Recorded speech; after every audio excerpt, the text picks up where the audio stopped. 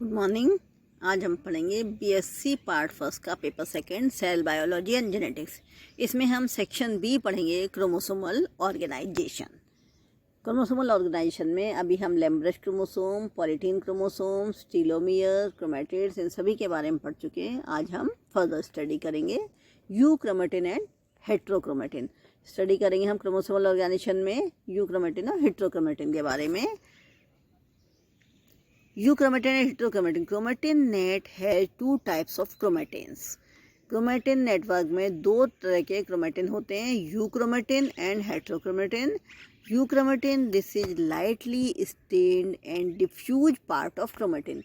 ये जो यूक्रोमेटिन है ये लाइटली स्टेन्ड होता है और ये डिफ्यूज पार्ट होता है क्रोमेटिन का, विच इज ट्रांसक्रिप्शनली और जेनेटिकली मोर एक्टिव, जो ट्रांसक्रिप्शनली और जेनेटिकली ज़्यादा एक्टिव होता है। Heterochromatin this is dark stained, ये डार्क स्टेन्ड होता है एंड थिक होता है। यूक्रोमेटिन लाइट स्टेन्ड होता है, हेट्रोक्रोमेटिन डार्क स्टेन्ड होता है, thick condense part of chromatin होता है। Heterochromatin is generally less active और इनएक्टिव क्रोमेटिन, ये जो होता है ये जनरली लेस एक्टिव होता है और इनएक्टिव क्रोमेटिन होता है। Constitutive heterochromatin occurs in all cells in all stages. ये कंस्टिट्यूट होता है हेट्रोक्रोमेटिन सभी स्टेजेज में सेल्स में, इस centromeric region. Constitute heterochromatin occurs in all cell in all stages, ये हर एक सेल में हर एक स्टेज में होता है सेंट्रोमियर रीजन में। Facultative heterochromatin occur in some cells in all stage, ये कुछ ही स्टेज में होता है। Example Barr bodies and females, जैसे फीमेल्स की बार बॉडीज में होता है। अब हम यूक्रोमेटिन और हेट्रोक्रोमेटिन को देखते हैं तो यूक्रोमेटिन तो लाइटली स्टेन्ड है लेकिन मोर एक्टिव होता है। हेट्रोक्रोमेटिन डार्क स्टेन्ड होता है, कंडेंस पार्ट होता है लेकिन इनएक्टिव फॉर्म में होता है। कॉन्स्टिट्यूटिव हेट्रोक्रोमेटिन ये सभी सेल्स में होता है, सभी स्टेजेज में होता है, सेंट्रोमेरिक रीजन में होता है। फैक्यूलेटिव हेट्रोक्रोमेटिन सभी सेल्स में नहीं होता है, कुछ सेल्स में ही होता है और कुछ सेल्स की सभी स्टेज में होता है। Example Barr bodies in females. अब हेट्रोक्रोमेटिन और यूक्रोमेटिन को हम देखते हैं डायग्रामेटिकली, इसका एक्सप्लेन करते हैं।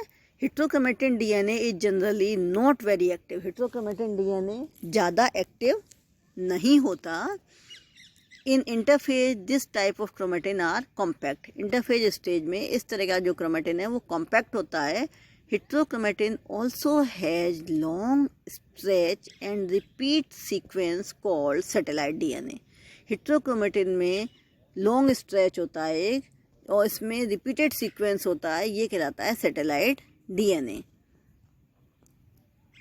Euchromatin is generally more active और euchromatin जैसा कि पहले बताया था ये more active होता है।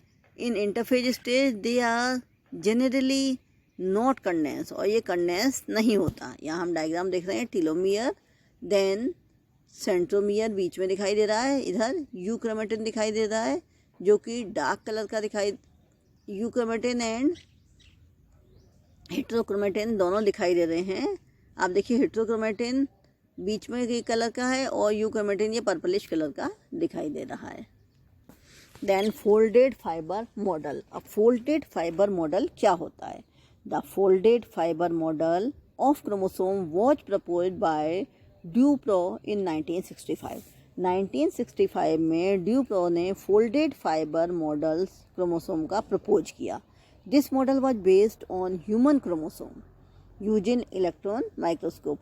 ये जो folded fiber model था ये बेस था ह्यूमन क्रोमोसोम के ऊपर और इसमें इलेक्ट्रॉन माइक्रोस्कोप का यूज किया गया था। This single chromatin fiber contains a single DNA double helix with associated protein.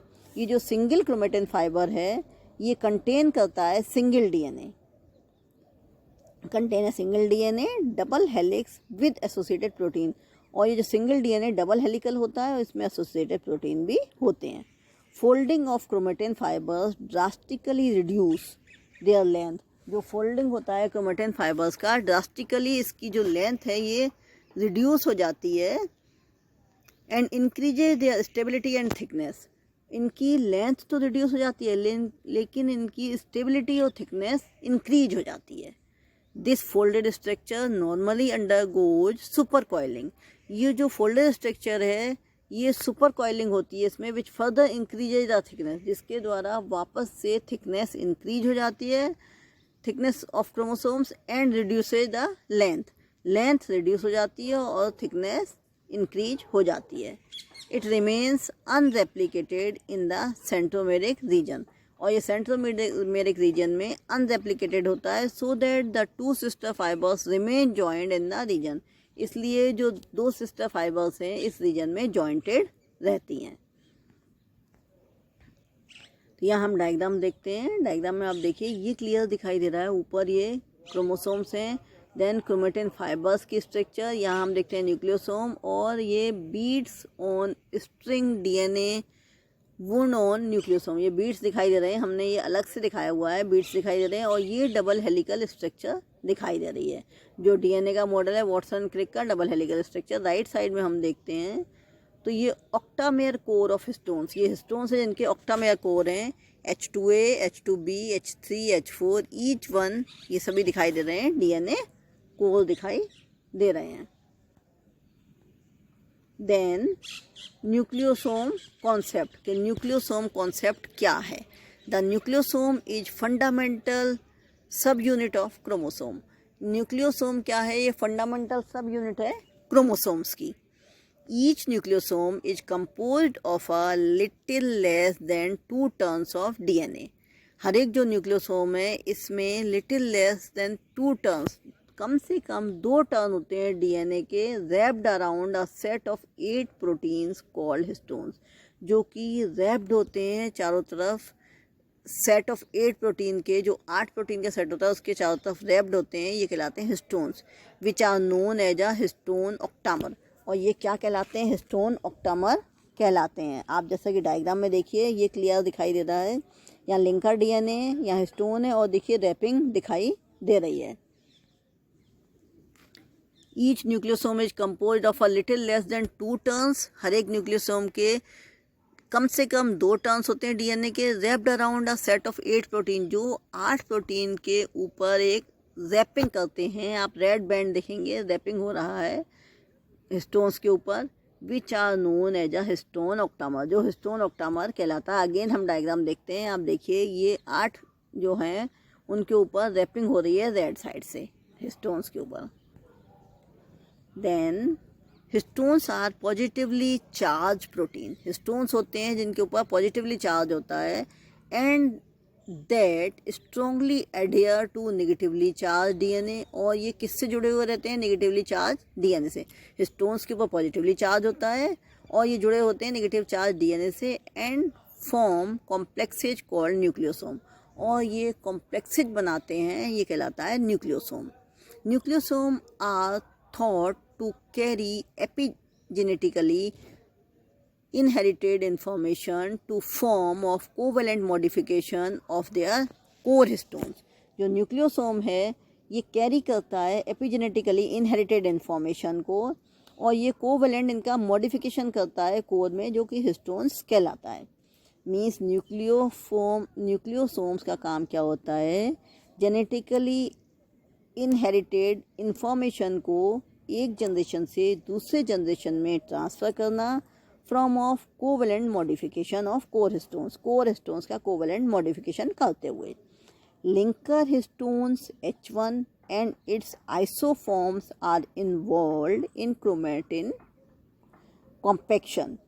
जो लिंकर हिस्टोन्स हैं H1 और इसकी जो आइसोफॉर्म हैं ये इन्वॉल्व होती हैं क्रोमेटिक कॉम्पैक्शन के, and sit at the base of nucleosome, और ये न्यूक्लियोसोम के बेस पर होते हैं, नियर द डीएनए के पास में होती हैं। In contrast the most eukaryotic cells, mature sperm cells largely use protamines to package their genomic DNA. हम देखते हैं कि जो यूकैरियोटिक सेल है इसमें मैच्योर स्पर्म सेल्स होती हैं, ये लार्जली यूज करती हैं प्रोटामाइंस को to package their genomic DNA, और ये जीनोमिक डीएनए का पैकेज होता है। तो मीन्स हमने ये देखा न्यूक्लियोसोम कॉन्सेप्ट, इसमें क्या है, फंडामेंटल सब यूनिट है क्रोमोसोम्स की। न्यूक्लियोसोम में लिटिल लेस टर्न होते हैं डीएनए के, जो कि रैप्ड अराउंड रहते हैं हिस्टोन्स के, हिस्टोन पॉजिटिवली चार्ज होते हैं, while charge DNA are negatively complex called nucleosome. Nucleosome ये जेनेटिक इन्फॉर्मेशन को कैरी करने का काम करता है एक जनरेशन से दूसरे जनरेशन में through covalent modification of core histones. Linker histones are isoforms involve in chromatin compaction, and in contrast most eukaryotic mature sperms are largely use protamines to package their genome DNA। तो आज हमने इसमें पढ़ा euchromatin और हेटेरोक्रोमेटिन के बारे में।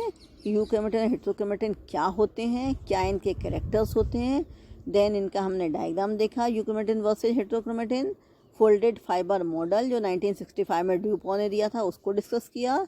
ये फोल्डेड फाइबर मॉडल इसमें दिखाई दे रहा है। देन इसके बाद हमने न्यूक्लियोसोम कॉन्सेप्ट देखा। Thank you.